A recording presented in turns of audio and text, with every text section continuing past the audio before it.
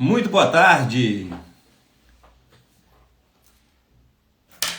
Sejam todos bem-vindos ao nosso encontro de hoje. Despertar Consciente de volta. Fiquei meio off aí nesses últimos dias. Tirei um pequeno recesso. Fizemos uma pausa nos nossos encontros semanais, mas já estamos de volta, então podem sintonizar na agenda de vocês aí toda terça e quinta às 13 horas. Eu estou de volta aqui com vocês com o nosso bate-papo aqui do Despertar Consciente, onde estamos trocando informações, trazendo conteúdo aqui para vocês sobre como opera o nosso inconsciente, os bastidores por trás da natureza das nossas escolhas, terapia, autoconhecimento. Então, um bate-papo bem legal que eu gosto de estar sempre aqui com vocês. Já estavam com saudade aqui dos nossos encontros, então é um prazer estar de volta aqui com vocês. Sejam todos bem-vindos aí, quem estiver assistindo a gravação também. Então, Despertar Consciente, quem caiu de paraquedas aqui hoje, toda terça e quinta às 13 horas. Estou aqui batendo um papo com vocês, trazendo assuntos sobre terapia, autoconhecimento, física quântica, o nosso inconsciente, os bastidores das escolhas. Então, sempre batendo esse papo legal com vocês aqui. Inclusive, quem tiver sugestão de temas também, algum tema que gostaria que eu abordasse, fiquem à vontade, me manda no privado, que é um prazer estar conversando com vocês. Também é o espaço de interagir com vocês, então se alguém quiser participar ao vivo comigo para fazer perguntas, tirar dúvidas, esclarecer mais sobre o trabalho, então a porta está aberta aqui, é só me chamar no privado, tá? Que agendamos e vai ser um prazer ter você aqui conversando comigo aqui no Despertar Consciente aqui na terça ou na quinta-feira, tá? Então é o nosso momento aqui de interagir, sempre buscando formas aqui de estar mais próximo no dia a dia de vocês, beleza? Então, aberto também as sugestões, a gente vai sempre buscando moldar e adaptar o movimento aqui para ficar uma forma mais prática, mais simples, mais palpável e sob medida para vocês. Bom, o tema de hoje é um tema que eu falei bastante há alguns anos atrás e tem um tempo que eu não abordo, né? Busquei trazer sempre nesses últimos encontros que nós tivemos, sempre reflexões mais filosóficas, psicológicas, no ponto de vista da terapia, e a parte um pouco da física quântica já tem um tempo que eu não abordo aqui com vocês. Então também comentaram comigo no privado para poder trazer um pouco desse assunto aqui. Deixo de dica também, quem quiser aprofundar mais sobre o tema da física quântica também, tem vários colegas aqui que fazem um trabalho maravilhoso, como Eliane Xavier, o Mário Jorge, né, o Dr. Francisco de Biasi. Então tem muita gente boa aí que traz esse conteúdo aqui, muito bacana. Eles até estão periodicamente comigo aqui, trazendo contribuição também sobre o trabalho deles aqui e o ponto de vista que eles abordam. E esse já tem um tempinho que eu não falo, então eu resolvi colocar nessa semana um pouco esse tema aqui para abordar com vocês, tá? Então quem quiser aprofundar e gostar mais desse tema também, fica o convite para conferir tanto o material que eu já tenho gravado com os colegas aqui que eu citei, como também ver o perfil deles também, que tem muita coisa bacana lá também, tá? Citei eles, que são os que estão mais presentes comigo aqui, mas tem muita gente boa, muita gente bacana explorando o assunto também.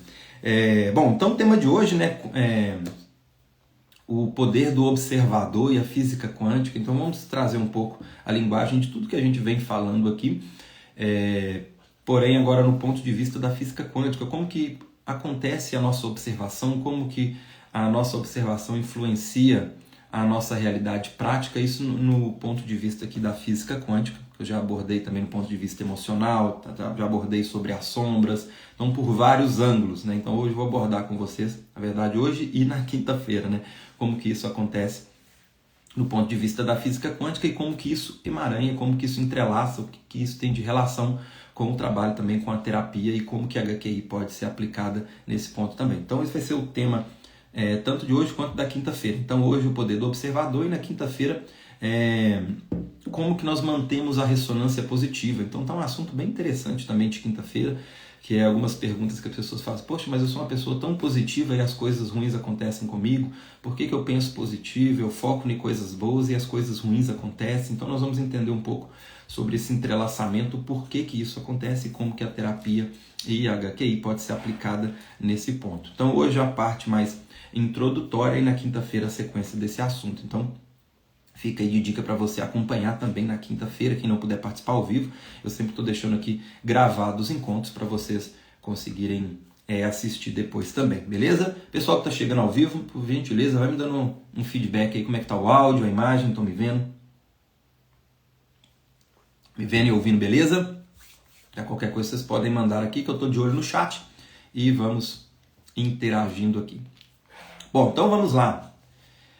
Física quântica, né? O que é física quântica? O que isso tem a ver com a nossa vida prática, né? Como que a questão da física quântica tem a ver com o meu relacionamento, com a minha saúde, com a minha prosperidade, né? Com o meu trabalho, com o meu financeiro? O que isso tem a ver e por que ficou tão falado, tão popular nos últimos anos? Bom, a física é a ciência que estuda os fenômenos da natureza.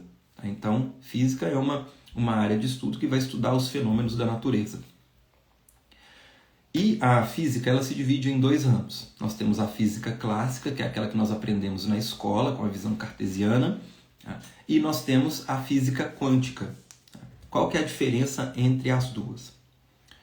Um divisor de águas aí entre esses dois ramos, nós vamos ter o átomo. Por quê? O átomo é o menor tijolinho que constitui toda a nossa realidade física material. E ele é o divisor, é o que separa a física clássica da física quântica. Por quê? A física clássica ela vai estudar as maiores dimensões da matéria, ou seja, tudo que é do átomo para cima. Então, para fazer um cálculo para mandar um foguete para a Lua, quanto tempo eu vou gastar para poder chegar na cidade tal, se eu tiver um carro a tantos quilômetros por hora. Então, tudo que vai estudar o que nós chamamos de uma visão macro, ou seja, a realidade externa num ponto de vista macro, ou seja, do átomo para cima, a área de estudo da física clássica. A física quântica vai estudar o quê? As menores dimensões da matéria, ou seja, do átomo para baixo. Então são áreas de estudos da física quântica, campos de força, a energia, campos vibracionais e uma nova área da física que é a informação, que ganhou força da década de 80 para cá com o trabalho do John Wheeler. Foi um dos primeiros cientistas que começou a abordar a visão informacional e que vem ganhando força e vem fundamentando várias outras teorias que vem explicando como funciona o nosso universo.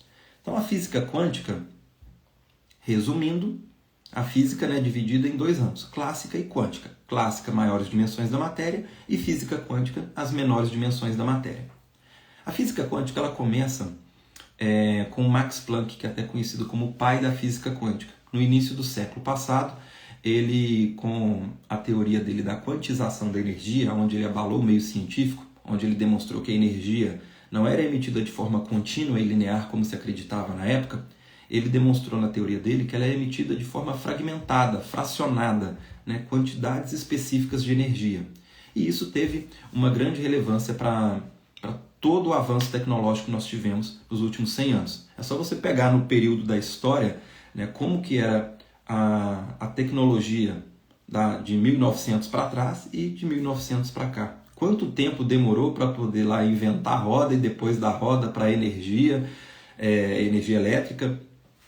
O intervalo era muito grande. Com a física quântica, o avanço foi tremendo. É só você olhar um celular que sai de linha hoje, daqui 2 meses, a tecnologia é muito mais avançada. Então, se você pegar dos 100 anos para cá, né, em pequenas gerações, nós já vemos salto de como que evoluiu a comunicação, até essa oportunidade de estar tendo esse bate-papo hoje aqui ao vivo, tudo vem por causa da física quântica. Então, a física quântica ela foi aplicada de 100 anos para cá, ela foi aplicada muito para recursos militares. Infelizmente tivemos aí a construção de uma bomba atômica antes, né, nas guerras era usado armas de fogo, faca, espadas, né, e depois da década de 40 para cá nós tivemos aí o armamento nuclear, onde uma bomba atômica pode dizimar uma cidade, uma civilização inteira. Então nós temos uma aplicação ruim, né, da tecnologia aplicada para uso militar, para poder melhorar armamento, para custear guerras. Então nós temos uma aplicação negativa da física quântica. E tivemos avanços tecnológicos que facilitou a nossa vida. Então essa comunicação que nós temos hoje, né, a integração digital, a comunicação. Hoje você permite, né, temos esse bate-papo, não sei de onde você está me ouvindo hoje, tudo graças à física quântica. Para a saúde também, a medicina evoluiu bastante. Então nós tivemos esse lado positivo também com a aplicação dos estudos da física quântica. Já na década de 80, alguns estudiosos, não só da área da medicina e da física quântica, mas alguns filósofos, inclusive também até na área da psicologia, como o Jung, que é o pai da psicanálise, ele tinha um contato muito próximo com alguns cientistas que foram importantes para o desenvolvimento da física quântica também. Nós tivemos a Convenção de Copenhague, onde nós tivemos a união de vários cientistas que contribuíram com o seu trabalho para o que a física quântica chegou hoje. E esses estudiosos, eles conversavam entre si e começou a chamar a atenção que o que a física quântica demonstrava com os seus experimentos tinha relação com o que era falado há milhares de anos atrás, seja de forma filosófica ou de forma religiosa. Então, por muito tempo, houve um muro que separou a ciência da espiritualidade. Ou a pessoa era espiritualizada, ou a pessoa era religiosa. Então, tinha um embate. A física quântica veio demonstrar que não há conflitos. Então, assuntos que antes eram taxados como misticismo, como bruxaria, como assunto de espiritualidade, ou abordado de forma filosófica, ou até metafórica, nós podemos compreender isso hoje de forma, numa linguagem científica. Então, a física quântica ela vem trazer esse entendimento, porque é a linguagem da nossa época.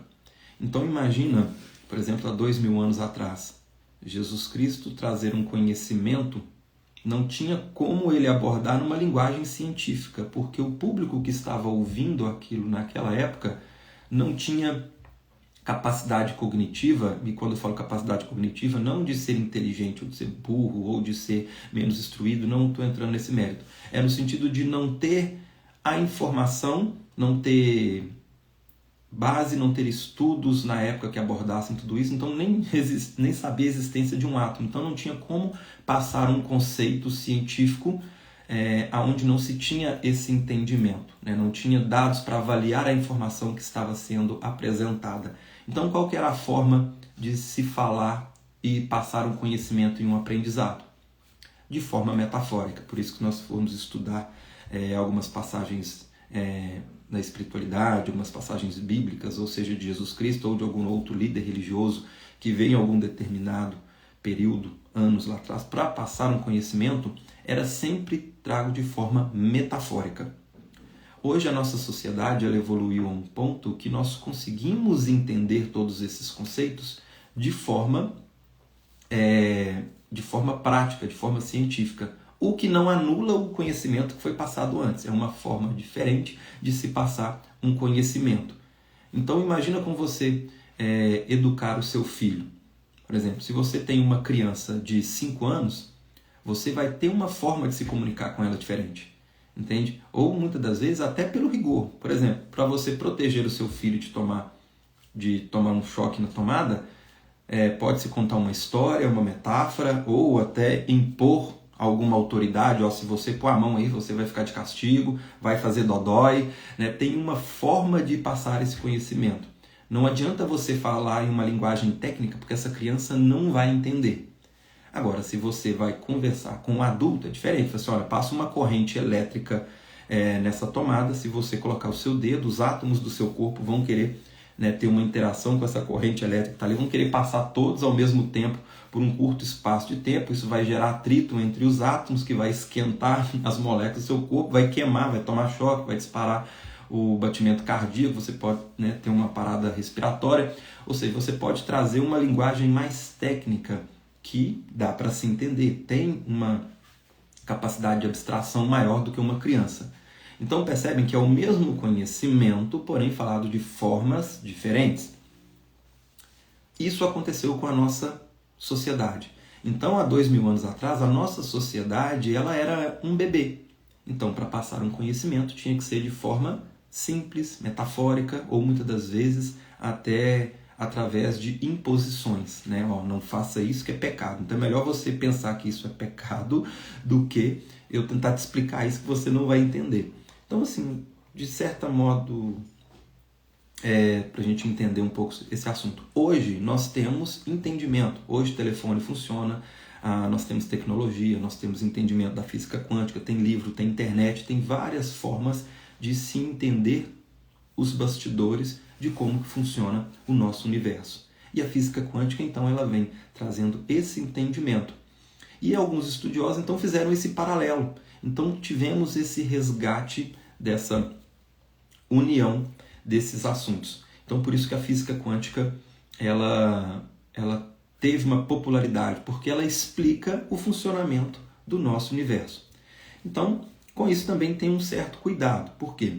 Como ela explica tudo, ela acabou virando também justificativa para tudo. Então, muitas pessoas apenas se apegaram a esse nome para fundamentar alguma ideia que talvez não tinha contexto. E tem também muita gente fazendo um trabalho muito sério com a física quântica. Então, por isso também que é importante saber filtrar. Por quê? Porque por ter ficado um assunto popularizado, né, muitas pessoas acabaram não dando a credibilidade para o assunto, entende? Mas não é porque o assunto não tem relevância, porque algumas pessoas usaram a física quântica como justificativa para fundamentar alguma coisa que não fazia sentido. Assim como também teve muita gente séria fazendo trabalhos e estudos sérios fundamentados na física quântica. Então, só trazendo um pouquinho de forma resumida a história da física quântica e até onde ela entra então na nossa realidade prática.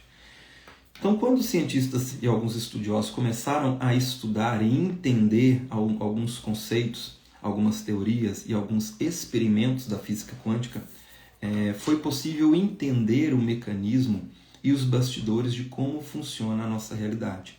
E isso também serviu como base para fundamentar alguns trabalhos terapêuticos.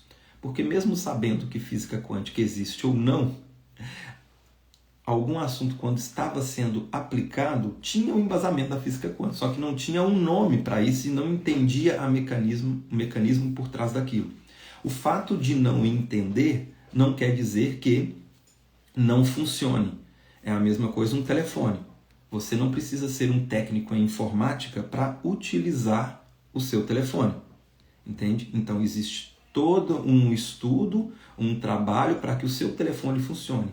Você acreditando em física quântica ou não, sabendo ou não, ele funciona. Então, isso também se aplica à criação da nossa realidade. Então, existem vários experimentos que trazem reflexões. Eu não vou abordar todos aqui, porque é um assunto extenso. Depois, se vocês quiserem, a gente pode até pegar alguns. Mas 2 eu separei para a gente bater um papo aqui, que é o do efeito do observador e o do assunto de quinta-feira, que é o emaranhamento quântico, onde que isso entrelaça com a nossa realidade prática. Então, mesmo a pessoa não sabendo que a física quântica existe, ela está influenciando nas suas escolhas. E quando você está esclarecido o mínimo possível, você vai conseguir entender melhor as regras do jogo e vai conseguir fazer um melhor uso da sua realidade. Um exemplo disso, por exemplo, você não precisa ser um mecânico para dirigir um carro. Então, o fato só de você saber o básico possível ali para você dirigir, o carro funciona, mesmo você não sendo um mecânico. Agora, se você entende de mecânica, você vai poder fazer um uso melhor do seu carro. Você vai ter um entendimento melhor e você vai conseguir preservar melhor o seu carro. Ele vai durar mais tempo. Se caso der algum problema, você vai ter mais recursos para poder conseguir entender e resolver. E isso acontece na realidade prática também. Você não sabendo da física quântica, você consegue ter uma experiência material. Agora, quanto mais você entender esses bastidores, melhor você vai conseguir desfrutar da sua realidade de uma forma mais consciente.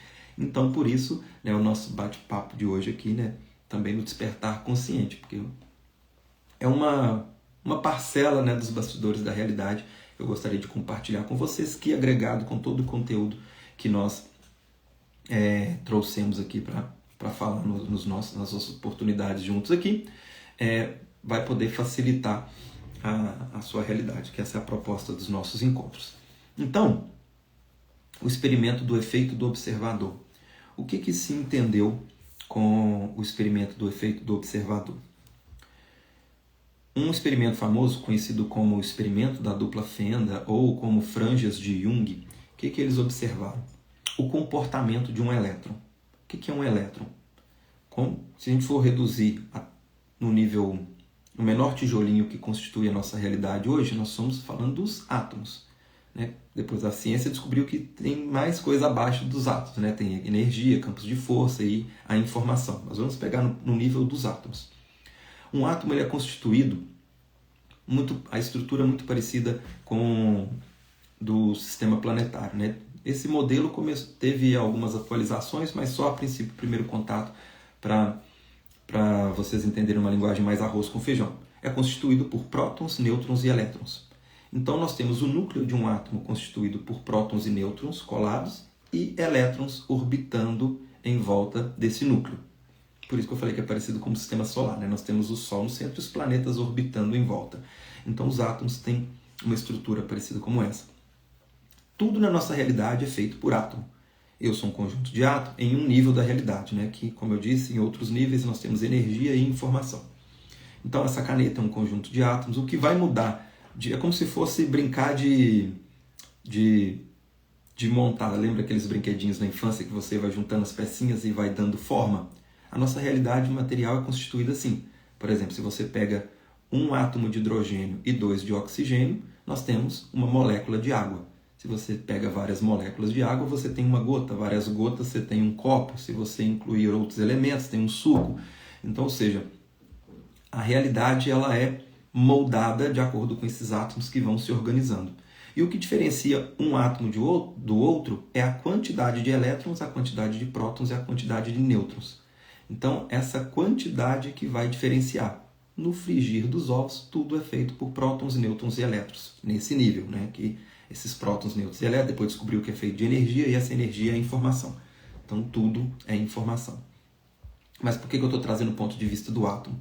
Que é onde entra o experimento da dupla fenda ou das franjas de Jung. Se tudo que existe no universo é feito de átomo, e os átomos são feitos de prótons, nêutrons e elétrons, o que foi descoberto nesse experimento? Que um elétron ele muda o seu comportamento de acordo com a intenção de quem está observando.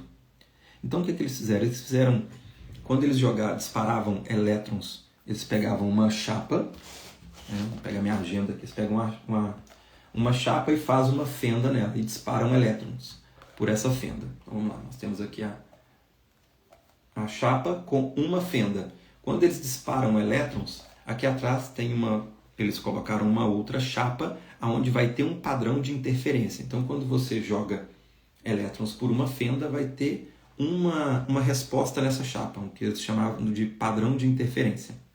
Quando eles fazem duas fendas, vai ter um outro comportamento, uma outra resposta por trás dessa placa. Então, quando eles mandam partícula, um padrão de interferência vai se apresentar de uma forma. Quando manda onda, ela vai se apresentar de uma forma diferente. É difícil trazer essa explicação só por palavras sem mostrar de forma ilustrativa. Mas depois, quem quiser ver a diferença entre um padrão de interferência de onda e de matéria, tem vários vídeos ilustrativos no YouTube, onde vocês vão conseguir ver a diferença entre eles. Mas qual que é a ideia principal aqui que eu gostaria de trazer para vocês verem?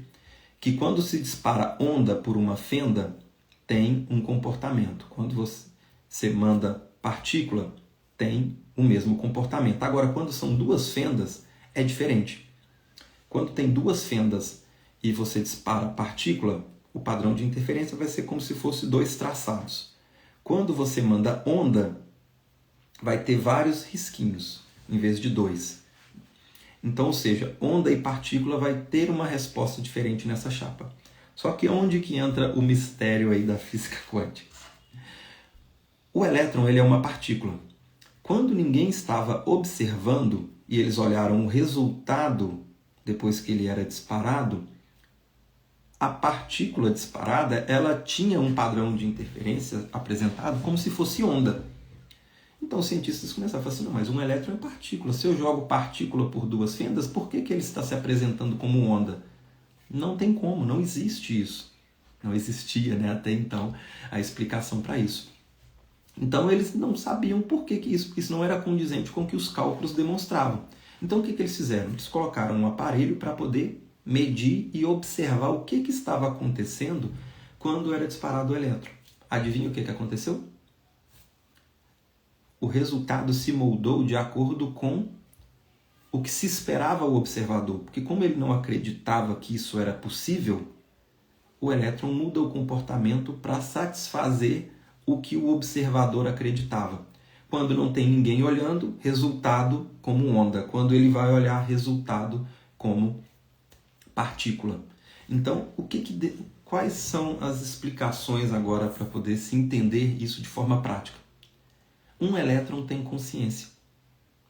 Então, ele vai respeitar o seu comportamento de acordo com a observação. Em outras palavras, o que nós podemos falar aqui? Ele vai agir de acordo com o que o observador acredita. Então, um elétron, se ele molda à vontade, à observação, ao desejo, à crença, podemos trazer vários nomes aqui, do observador, e se tudo que existe no universo em um nível da realidade é constituído por átomos, então a sua observação molda a sua realidade. Então, o que isso tem a ver com o nosso assunto prático, na vida prática? O que você observa, você pode não ser um cientista para poder observar o comportamento de um elétron na fenda, mas você está observando o seu corpo, você está observando os seus relacionamentos, você está observando o seu dinheiro, a sua casa, o seu carro, a sua roupa, o seu telefone, o seu filho, seu marido, sua esposa, seus relacionamentos, a sua saúde. Você está observando tudo isso. Tudo isso é feito por átomos, tudo isso é feito por elétron que responde à sua observação. Então, quando você se olha no espelho e você se observa com raiva, com mágoa, com ódio, com ressentimento, com rejeição, com carência, o seu corpo está respondendo a essa observação. Se você acredita que as coisas são difíceis, a realidade vai moldar de acordo com essa dificuldade. Se você acredita que o dinheiro é sujo, que é pecado, que tem raiva do filho, que está triste com o marido, se está magoado com não sei quem, se está inferiorizado com o seu carro, se está inferiorizado com o corpo, com a roupa, com a casa, está com raiva do telefone que fica travando, toda essa sua observação está sendo aplicada na sua realidade, você está moldando a sua realidade conforme a sua observação. Então agora começa a fazer sentido e amanhã com o assunto de quinta-feira, né? Henrique, então eu tenho que pensar positivo nas coisas para dar certo, eu sou uma pessoa positiva e ainda dá errado. É o tema de quinta-feira, a gente vai entender o porquê que algumas pessoas já entenderam a importância de pensar positivo. E olha como que interessante, né, o que eu falei no início do nosso encontro, como que a física quântica hoje explica de forma científica o que foi falado de forma metafórica, filosófica, religiosa, espiritualizada há milhares de anos lá atrás. Então, quando se falava, faça o bem para o outro, que você está fazendo o bem para si mesmo, aquilo que você acredita vai dar certo, aquelas frases, né, de para-choque de caminhão também. Então, todas essas explicações, essas passagens, sejam metafóricas, filosóficas, tinham um entendimento que não tinham como entender o porquê disso. Hoje podemos abordar tudo isso de acordo com os estudos que a física quântica demonstra. Então, primeiro ponto, a nossa consciência, tanto de acordo com ensinos religiosos, filosóficos, como a ciência vem demonstrando com o experimento da dupla fenda, que você, como observador, cria a sua realidade. Agora vamos para um ponto aonde que entra a nossa abordagem filosófica, psicológica, né, entendendo o inconsciente humano. Tudo bem, eu crio a minha realidade com o que eu observo. E com base em que você está observando a sua realidade? Com base em que você observa a sua imagem no espelho? Com base em que você observa o que você tem ou o que você nem tem? Que não deixa o fato de ser observado também. Está observando com escassez, com falta, com carência. Então, tudo que nós fazemos ou deixamos de fazer, ou tudo que nós observamos ou deixamos de observar, vai passar pelas nossas escolhas. E todas as nossas escolhas são embasadas por mecanismos internos de razão e emoção. Na razão, o que nós temos na razão? O que nós chamamos de padrões mentais, que são as crenças, verdades que vocês acreditam, independente de ser uma verdade absoluta ou não, condicionamentos, hereditariedades e pensamentos. Condicionamento tem bate-papo também, para não ficar muito repetitivo, dá uma olhadinha depois no meu conteúdo gravado que tem assunto explicando cada um desses tópicos. Tá? E nos nossos padrões emocionais ficam armazenados nossas emoções, sensações e sentimentos, sejam positivas ou negativas. Então aquela tristeza, aquela raiva, aquela mágoa, aquele ressentimento, aquela carência, aquela rejeição, aquela alegria, euforia, felicidade, ou seja positivo ou negativo, você sentiu, ficou armazenado. Ah, Henrique, mas essa mágoa aí que você comentou, eu já perdoei, já passou. Depende. Se você perdoou no nível do seu cérebro, onde esse sentimento é uma bioquímica, ou lá na consciência, onde ela é armazenada como uma informação. Ou se você perdoou com a razão ou com a emoção, que são arquivos diferentes. Por isso que muitas pessoas falam assim, eu perdoei, mas não esqueci. Ou perdoou, mas a realidade não mudou. Por quê? Porque talvez ela deu um perdão racional com a sua parte mental, que você, com o seu intelecto, você talvez entendeu os motivos, o porquê que aconteceu, e isso é entender com a razão. Está meio caminho andado. Se resolve quando é um... Por isso que na espiritualidade também, nas religiões, falam que tem que ser um perdão sincero. O que seria um perdão sincero na nossa linguagem? Um perdão com todos os seus níveis de entendimento, tanto com a razão quanto com a emoção. Então a pessoa que perdoou com razão, mas está com mágoa, está com raiva, está com injustiça, está com inferioridade, né, com rejeição, esses sentimentos podem ser empregados, ou a razão vai reprimir esse sentimento, que aí podemos entrar então na linguagem das sombras psicológicas. Por isso que um perdão racional pode virar uma sombra, porque o fato de achar que perdoou com a razão pode estar justificando a emoção. Está meio caminho andado, mas esse sentimento reprimido, daí a pouco ele pode vazar em outra área. Ah, eu perdoei o meu pai por ele ter me batido. Se perdoou com a razão e essa razão reprimiu a raiva, o ódio, a mágoa, o ressentimento, aí eu não posso mais sentir raiva do meu pai porque eu entendi porque ele fez. Mas se isso foi com a razão, esse sentimento aqui pode estar projetado com a raiva no marido, a raiva do chefe que torra a paciência, a impaciência com o filho, daí a pouco repete com o filho o comportamento que o pai teve lá na infância, e daí a pouco vem uma outra personalidade sua se culpando até pela própria atitude, aí começa a virar um embaraço total. Né?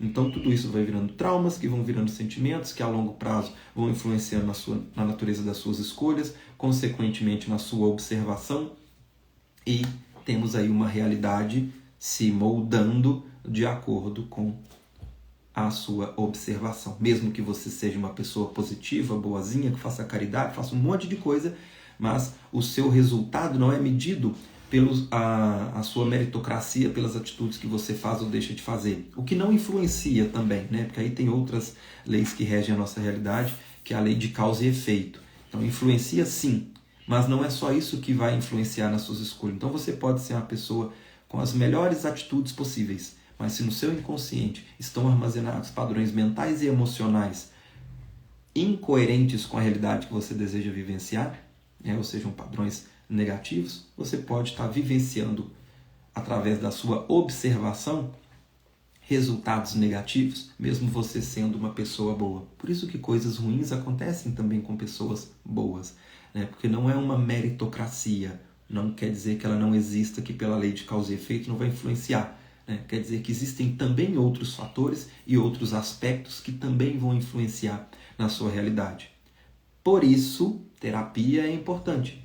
A terapia vai ser a ferramenta que vai te ajudar a você ajustar internamente estes padrões mentais e emocionais acumulados ao longo de uma experiência de vida que vai influenciar nas suas escolhas, onde você vai conseguir fazer uma escolha consciente ou, na linguagem do tema de hoje, uma observação consciente. Então, a probabilidade de você vivenciar e desfrutar uma realidade positiva começa a se amoldar de acordo com esse conteúdo. Né? A Noemi perguntou que perdoar e não esquecer está errado? Boa pergunta. Não quer dizer que está errado. Tá? Não existe certo ou errado. Certo ou errado é uma conotação polarizada que a nossa consciência dual vai fazer. No princípio, tudo é pura informação. É como se fosse uma faca. A faca é ruim? Está errado a existência de uma faca? Não, uma faca é uma faca. Ela pode ser usada para passar manteiga no pão ou para matar alguém. Uma corda pode ser usada para tirar alguém de um buraco ou para enforcar alguém. Então, ou seja, não existe... não é que se está certo ou se está errado. Então, quando a Noé me perguntou aqui, perdoar e não esquecer está errado, não é que está errado. Podemos dizer que está incoerente com a realidade que a pessoa deseja vivenciar. Entende? O ideal sim é perdoar. O perdoar, ele é coerente com quem busca uma realidade equilibrada. É como se fosse água e óleo. É incompatível você buscar algo positivo, algo bom, tá?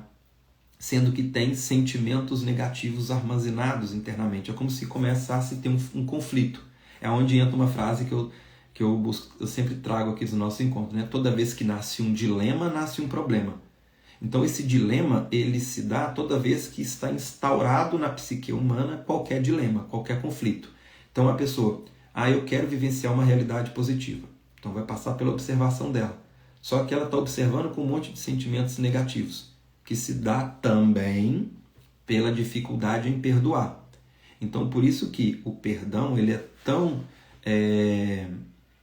abordado na espiritualidade, em várias outras linhas, a importância do perdão. Porque para você perdoar, quer dizer que você tem que estar bem resolvido internamente. E se você está bem resolvido internamente, consequentemente a sua realidade externa vai moldar de acordo com o conteúdo que está aí dentro. Então o perdão, antes dele ser um ato memorável, né, um ato bonito, uma coisa bonita de se fazer, digamos que o perdão, antes de ser algo bonito, ele é um ato de inteligência. Porque quando você perdoa, a pessoa não está fazendo favor para ninguém. Ela está fazendo um bem para si mesmo. Porque você não perdoar, não muda muita coisa na realidade do outro, não. Porque se ele está bem com ele, se você perdoa ou não perdoa alguém, a realidade dele vai moldar de acordo com o que ele está armazenado no conteúdo dele. Tá? Por isso que mesmo que se você perdoe alguém, se a pessoa tem culpa no coração dela pelo que te fez, mesmo você perdoando, ela pode continuar criando realidades negativas na realidade prática dela por causa da culpa. Então não é o que a pessoa perdoou, deixou de perdoar. Já a pessoa que tem dificuldade em perdoar, isso só se dá porque provavelmente tem raiva, tem injustiça, tem mágoa, tem rancor, tem ressentimento. Então esse sentimento está dentro da própria pessoa. Então esse sentimento vai atrapalhar a própria realidade. Né? Claro que quando você libera o perdão para alguém, isso acaba repercutindo de certa forma nela, mas vai depender dela.